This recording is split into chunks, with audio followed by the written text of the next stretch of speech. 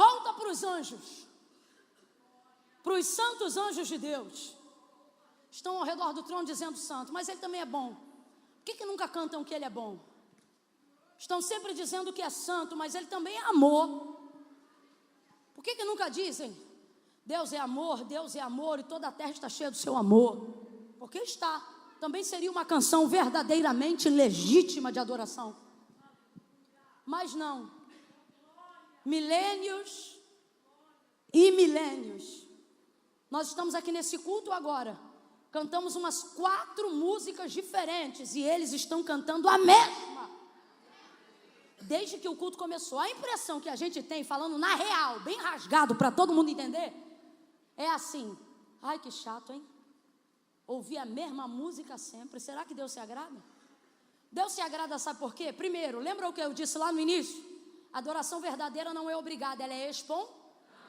Se essa adoração ela é espontânea, Deus se agrada não por aquilo apenas que eles dizem com a boca, mas pela intenção pela qual eles dizem o que dizem.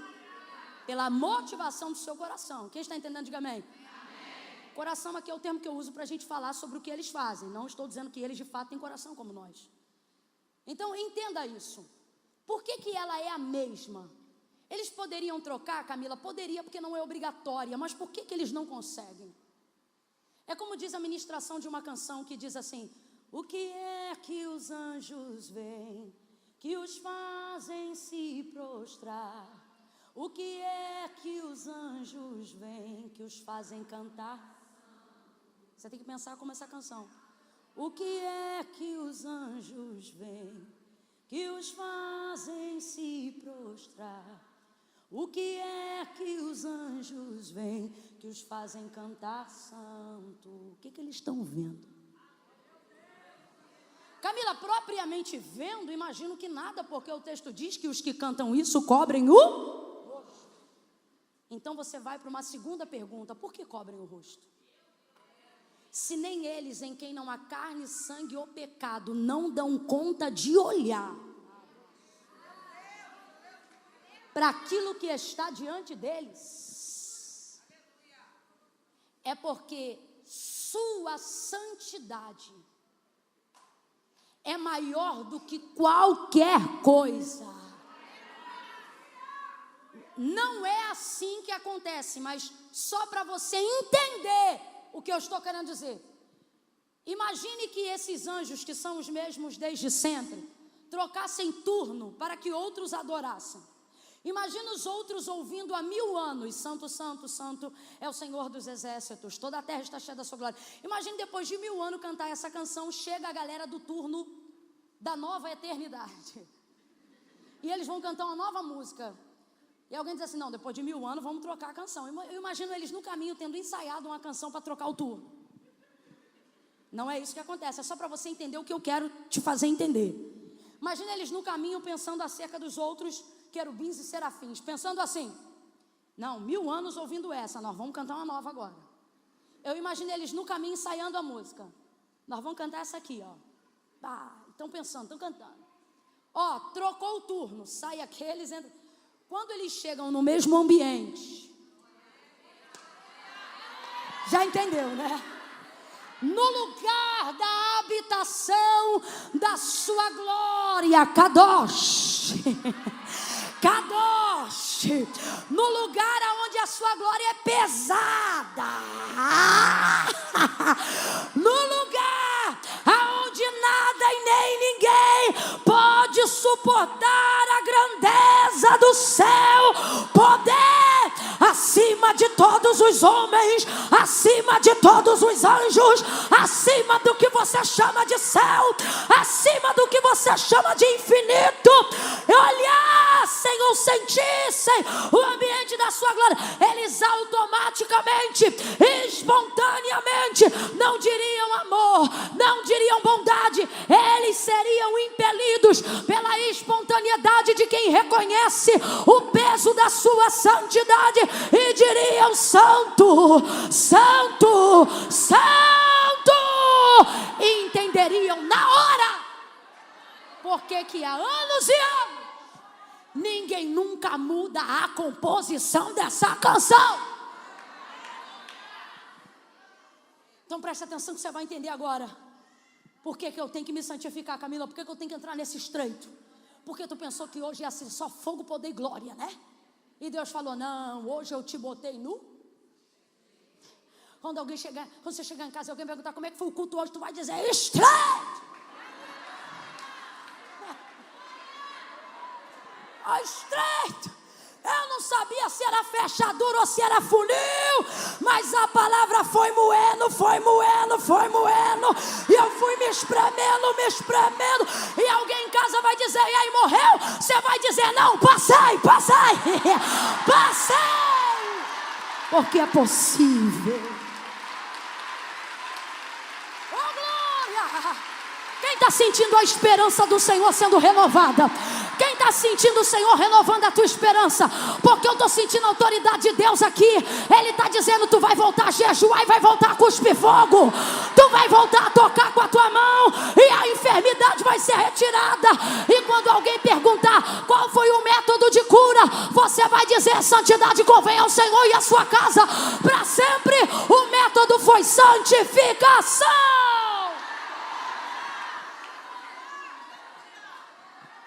Conheci mulheres que não tinham nem a primeira série do ensino fundamental, mas mulheres que oravam, que se santificavam.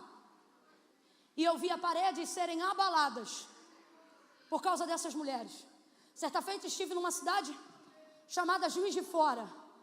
Eu nunca senti tanto medo na minha vida, porque o testemunho que chegou para a gente no dia que a gente foi lá para pregar nessa cidade, eu e a falecida serva do Senhor, a irmã Consuelo, que já dorme no Senhor, mas rodou muito comigo esse Brasil, principalmente aqui no Rio de Janeiro.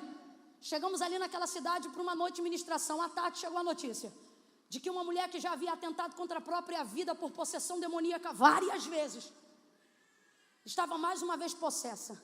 Se nós não poderíamos fazer alguma coisa, eu sabia que eu não podia fazer nada.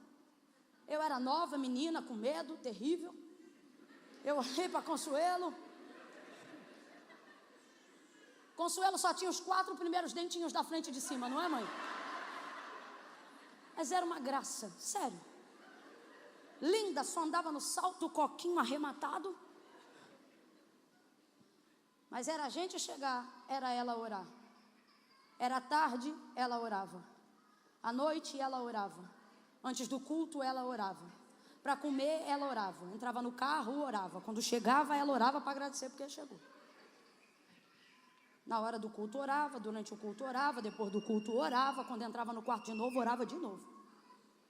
E se Deus despertasse na madrugada, vez ou outra, eu levantava e adivinha, ela estava fazendo o quê? Aí a Concha botou uma mãozinha na outra e disse assim, nós vamos lá. Eu falei, vamos.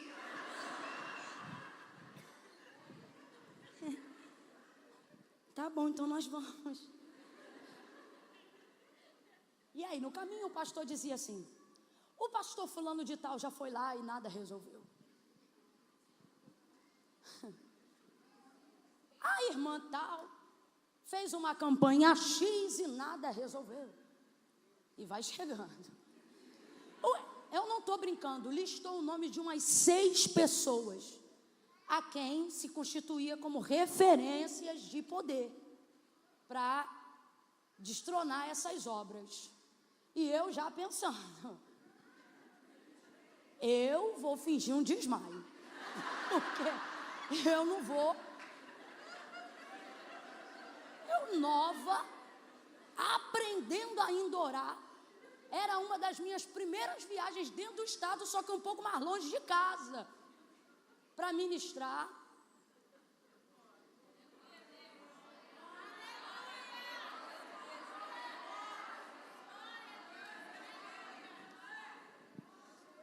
Entramos na casa, subimos lá os andares da casa. O pai da moça, que não era moça, já era uma senhora, então o pai era um homem bem idoso, não reconhecia Cristo como Senhor e estava desacreditado de tudo, porque todo mundo já tinha entrado naquela casa, de cá, de lá, o que chama para cá, o que chama para lá, e ninguém resolvia nada. Quando a Concha pisou, Na sala, a menina estava num quarto à esquerda, no fundo, era um apartamento enorme. Quando a Concha pisou, eu nunca mais esqueço, naquela pedra que divide a entrada da sala, quando ela pisou ali, a menina lá gritou. Um grito que, se a Concha não segura a minha mão, eu faço assim.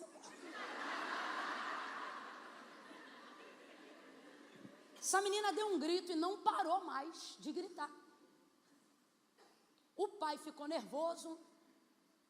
A menina que estava com a Consuelo ficou muito nervosa. E eu comecei a entrar em oração, em espírito de oração. E aí ela disse assim para o pai, traga ela aqui para que nós possamos conhecê-la. Ela era muito educada, não era, mãe? Traga ela aqui para que nós... E o pai, tipo assim, meu Deus, como assim conhecer? Minha filha não tem condições de conhecer, você não está vendo? Ela está manifestada. Ele disse, não, traga ela aqui, pai. Aí o pai disse assim, ela não vai querer vir, eu não vou conseguir. Aí ela disse assim, qual é o nome dela? Aí falou o nome dela. Aí a Consuelo disse assim, fulana. Eu estou no altar, gente. Ela chamou o nome da menina e disse assim, venha aqui na sala. A menina veio retorcida, contorcida, mas veio. A menina chegou na sala. O pastor que nos acompanhava disse assim, vamos orar? Aí a Consuelo disse assim, espera um pouquinho. Naquele dia eu aprendi uma coisa, que inclusive Deus está me lembrando aqui agora. Quem ora muito antes, não tem... Por que eu estou dizendo isso? Que eu estou me lembrando agora da cena. O pastor que nos levou disse assim, vamos orar, angustiado pelo que estava vendo. Ela disse assim, espera um pouquinho. Sentou a menina, perguntou se tinha um café. Colocou a menina debaixo do sovaco dela. Trouxe para perto, aconchegou. A menina não agredia ela, não rasgava ela, só gritava e retorcia a si mesma, no canto do ouvido. Eu não estou dizendo que tem que ser sempre assim, irmão. Cada um é de um jeito. Eu estou falando de uma experiência. Isso aqui não é doutrina. Eu estou falando de uma experiência. Consuelo, no canto do ouvido dessa menina de um lado, me mandou sentar do outro e falou assim, só concorda com o que eu disser. E começou a dizer, minha filha, eu vim aqui e eu tenho um Deus. E pá, foi parando de contorcer, foi parando de se morder, foi parando de se arranhar, dedo foi voltando para o lugar, foi chamando o nome da menina, ela disse, meu nome é Consuelo, eu vim te apresentar Jesus e ele te ama. Deu-lhe um abraço na menina, a menina tombou no sofá como quem desmaia, ela falou alguma coisa no ouvido da menina, trouxe a menina de volta, a garota levantou, quando levantou a menina não tinha mais nada, de noite está o pai e a menina entrando no culto para adorar ao Senhor. Dê glória para Deus. Dê glória para Deus. Diga a Ele a glória. Aquele que pavimenta o caminho, aquele que prepara as ferramentas, aquele que nos faz acreditar que é possível. Aquilo me marcou. Rapaz, ela não fez muita coisa ali não, porque na verdade o que aconteceu é que o ambiente que ela carregava ao redor dela, por causa da vida consagrada que ela tinha, quando entrou naquele ambiente, o ambiente todo se convergeu, se contorceu a favor do que ela queria fazer ali. Aí você diz o que para mim? Que essa obra Deus só tinha com a Consuelo? Olha para quem está ao teu lado e diga, essa obra é com a gente. Pisarei serpentes e escorpiões, comerei coisas mortíferas e elas não lhe farão dano algum. Entrarão na cidade e dirão, paz seja convosco. Vocês terão poder para decretar a paz e para removê-la também, se não quiserem que ela fique lá, porque Jesus disse, eu vos dou poder, eu vos dou poder, e este poder está disponível para todo aquele que crê e se santifica.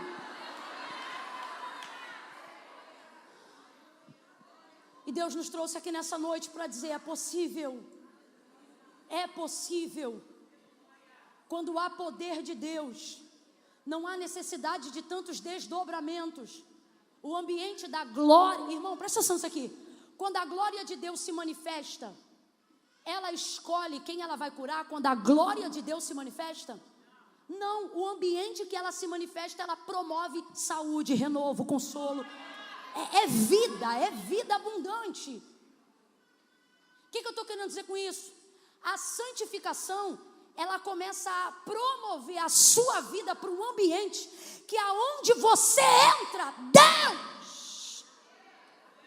entra com você e começa a converger as coisas naquele ambiente para aquilo que Deus te direcionar a falar, para a tua oração, para as ordens que você der, para aquilo que você delegar. Quem está me ouvindo, diga amém. Agora, por que está tão difícil entrar no processo de santificação? Porque repetidamente alguém tentou incutir na nossa cabeça, primeiro, que isso era para alguns. Só que isso não era para Moisés, isso não era para Josué, isso era para todo o povo. O Senhor, Ele disse ao seu povo: sede santo como santo é o vosso Pai que está no céu. O que Ele está dizendo? O DNA de vocês é reconhecido por mim quando eu vejo em vocês santidade. Ah, Camila, mas não basta reconhecer o senhorio do filho? Óbvio, só que quem reconhece o filho foi o próprio filho que disse: quem vê a mim, vê o Pai, quem vê o Pai, vê a mim, porque eu e o Pai somos. Deus não luta contra Deus, então se você reconhece o filho, mais santo você tinha que ser. Tem que desenvolver prática de santidade, gente. Não dá para acreditar que a atmosfera desse culto que nos enche de glória hoje é o suficiente para que não possa continuar nos enchendo em casa. O que você está querendo dizer, Camila? Já disse, quando o culto acabar, esse culto não vai para casa com você não, quem vai para casa é você. O culto vai para Deus, você vai para casa. E a pergunta aí agora já não é o que você faz no culto, é o que você faz. Isso aí, minha filha. O que você está fazendo em casa? Está fazendo em casa o quê? Maratonando TV a cabo o dia inteiro. Não está vendo que é isso que está minando tuas energias? Quer poder de Deus, mas quer isso aqui o dia inteiro também. Sou hipócrita não, gente. Deus está rasgando comigo aqui também. E Deus está dizendo: e o meu poder? Quer poder, tem poder. Olha para tua irmã e fala para ela: quer poder? Tem poder. Só que não é para você sair desse culto dizendo é difícil. É para você sair daqui dizendo é possível. Porque o sangue de Jesus me habilita. O sangue de Jesus me dá a ousadia que eu preciso. E por que eu quero ser santo? Primeiro, para agradar ao Senhor. Porque nada nessa vida te dá mais prazer do que saber que Deus tem prazer em você. Quando você sente que fez tudo certo, por mais que você tenha que ter tido que fazer uma coisa muito difícil, se você sente que fez certo, você dorme bem a beça, você diga: eita, hoje eu acertei. Parece que o coração de Deus sorri para a gente. Então, primeiro, para dar prazer, para alegrar ao Senhor, porque não há nada que alegrando Deus não alegre a minha alma. Segunda coisa, por quê? Porque Deus dispôs de um poder para que nós possamos abençoar a vida das outras pessoas. Aonde você santifica, diabo não sacrifica. Vou repetir. Aonde você santifica, diabo não sacrifica. Tua presença se torna ponto de paz, de conserto, de justiça. Terceira e última coisa. Por que eu preciso me santificar?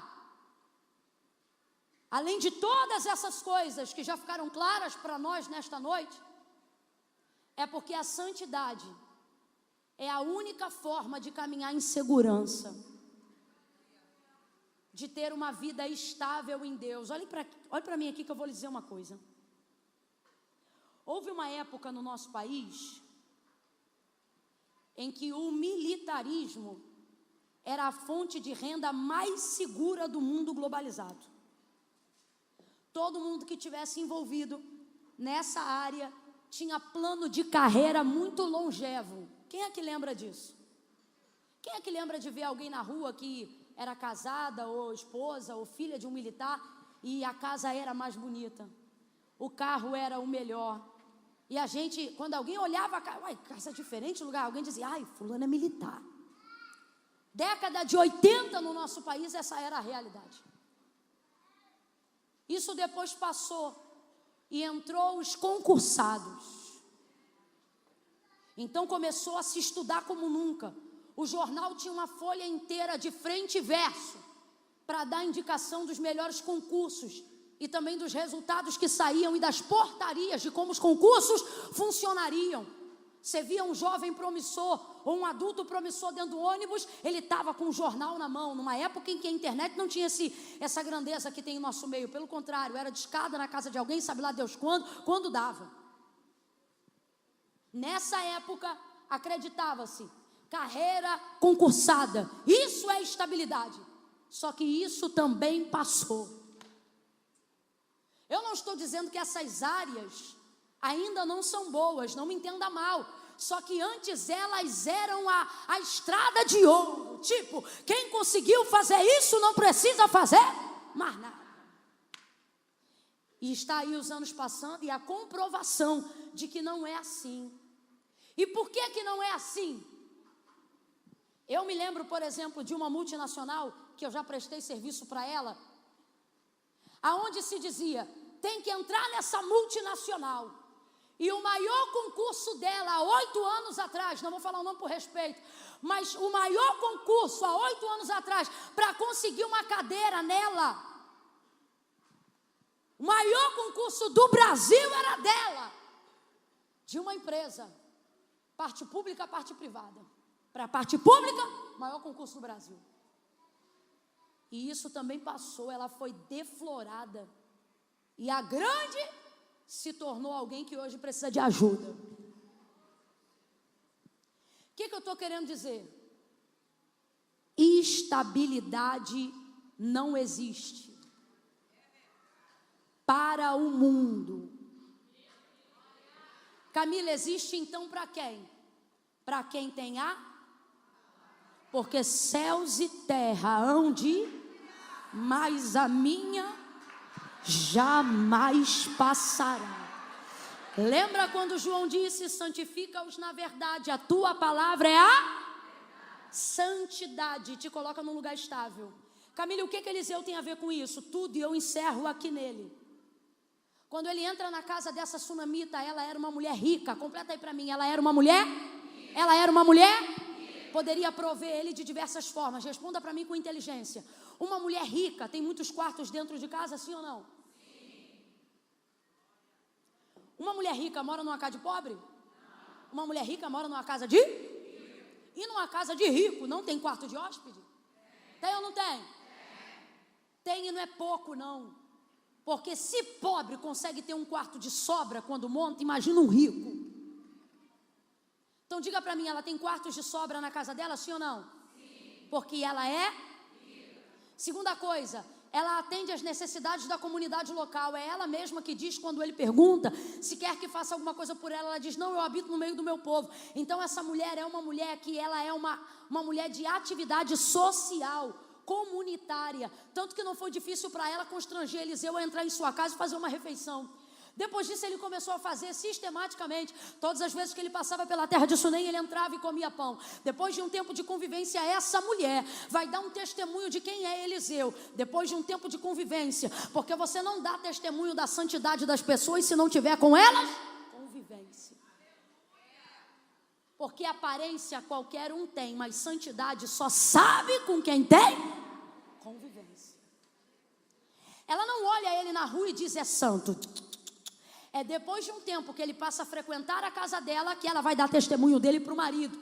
E vai dizer, marido, este que sempre... Não é esse que eu vi na rua e chamei para comer aqui em casa hoje. Este que sempre passa por nós. Ou seja, que sempre vem aqui em casa ou almoçar, ou jantar, ou tomar café, qualquer coisa. É santo. Depois de muito apertar a mão. Depois de muito estar olhando no olho a mesa. Marido, este homem é? Vem de novo para a gente encerrar junto. Este homem é? Baterista, tecladista, se puder ajudar, pode ir subindo aqui para a gente ir encerrando junto. Marido, esse homem é santo. Vamos construir um quarto. Em algumas versões aqui vai dizer assim, olha, obra de pedreiro.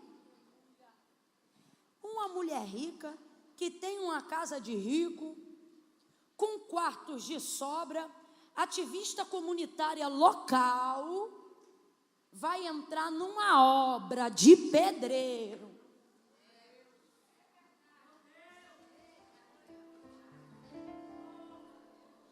Faz sentido, gente?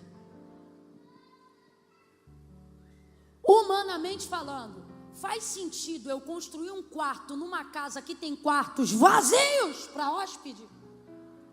Faz sentido, gente? Faz não. Humanamente falando, não faz. Só que, escute o que eu vou dizer. Ela não disse, marido, vejo que ele é profeta. Mas ele era. Era ou não era? Mas ela deu testemunho do seu dom profético?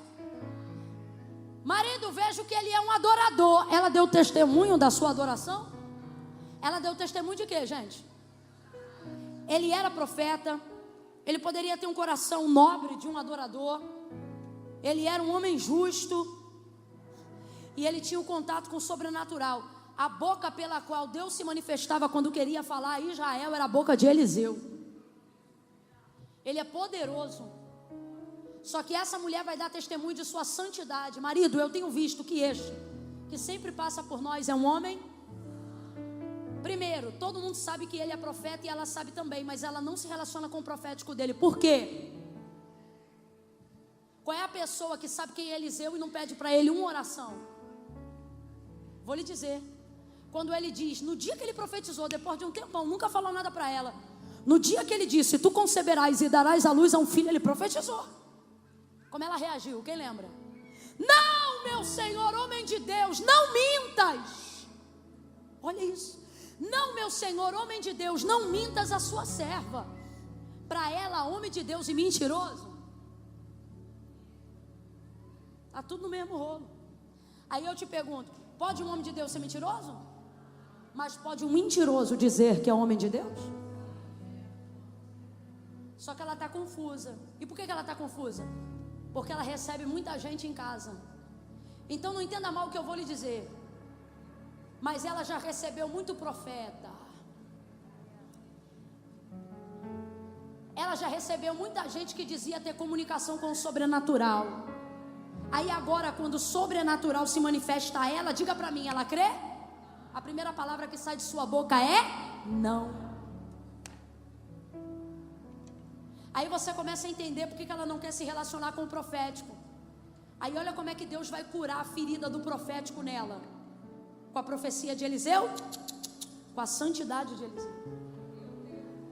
Não é por causa do que ele faz, é por causa de quem ele... Volta para o quarto. Ela disse, vamos construir um quarto porque ele é profeta? Vamos construir um quarto porque ele é? Então responda para mim, eu quero ver se você entendeu. Tinha quarto para profeta na casa? Tinha ou não tinha? Então vamos um pouco mais além. Tinha quarto para pregador na casa? Tinha ou não tinha? Tinha quarto para pastor na casa? Tinha ou não tinha? Para cantor? Tinha? Mas santo? Era a primeira vez que alguém da envergadura de Eliseu, não o que faz, quem? Toca nela tão profundamente que ela não consegue introduzir ele em cômodos aonde outros já foram introduzidos. Por quê? Porque a santidade prepara lugares exclusivos para quem se consagra. Quem separa para Deus será separado por Deus. Quem consagra para Deus será consagrado por Deus.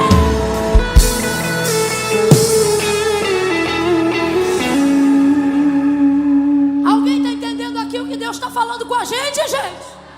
Eu posso ouvir um amém? Posso ouvir um glória a Deus?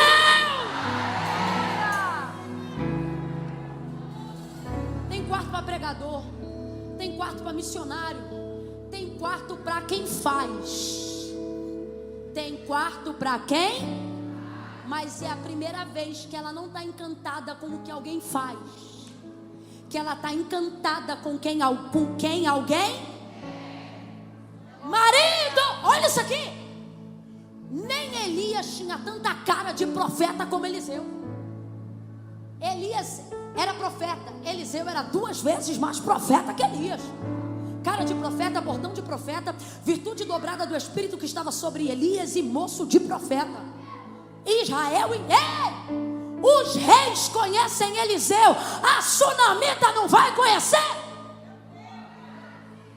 Só que ela não está nem aí para o profético. Por que não?